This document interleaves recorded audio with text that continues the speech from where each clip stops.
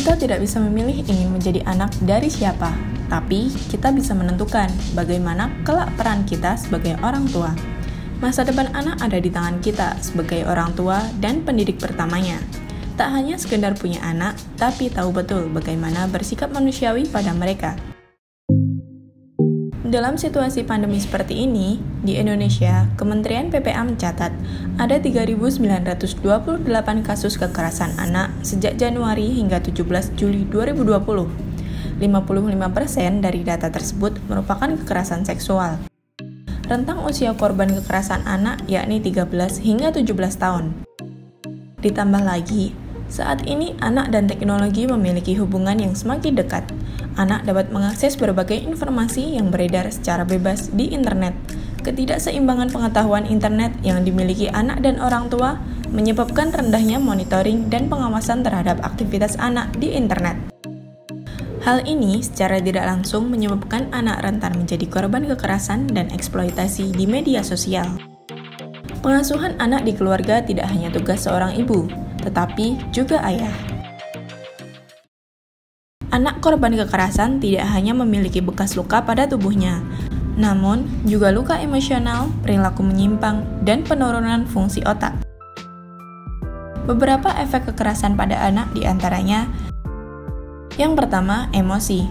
Misalnya anak menjadi lebih sering sedih atau marah, sulit tidur, bermimpi buruk, memiliki rasa percaya diri yang rendah, ingin melukai diri sendiri.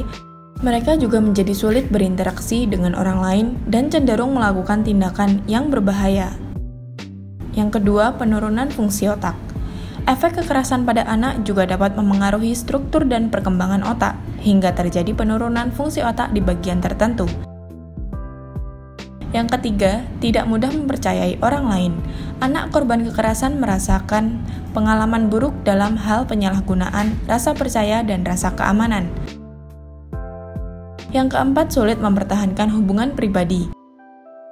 Pengalaman sebagai korban kekerasan pada anak dapat membuat mereka menjadi sulit mempercayai orang lain, mudah cemburu, merasa curiga, atau merasa kesulitan mempertahankan hubungan pribadi untuk jangka waktu yang lama karena rasa takut.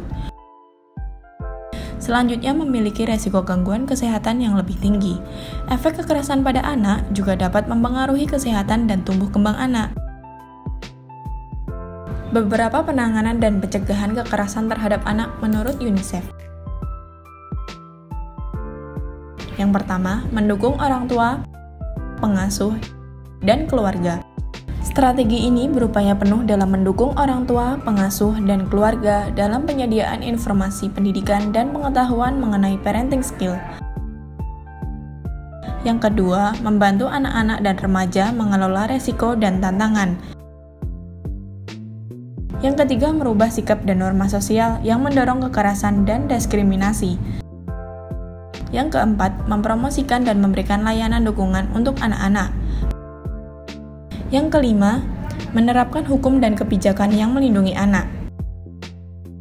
Yang keenam, melakukan pengumpulan data dan penelitian. Sudahkah orang tua berperan memberikan perlindungan pada anak? Sudahkah kita mengambil peran untuk ikut melindungi anak di Indonesia? Masa depan anak bukan hanya untuk dirinya, tetapi untuk kehidupan bangsa yang berkualitas.